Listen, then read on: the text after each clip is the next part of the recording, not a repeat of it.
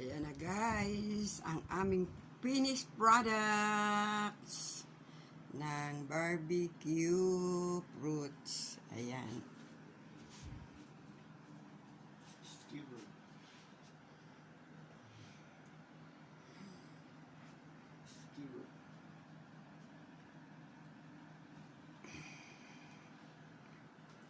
Oh, yum yum guys, yum yum. Maganda ba guys?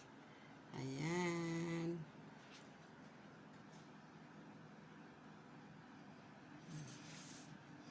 Yan ang aming finished product.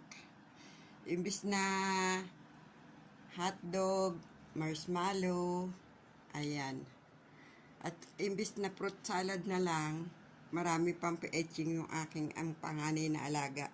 Gusto niya yung ganito rin kasi nung gumraduate siya, ganito rin yung ginawa namin, surprise sa kanya.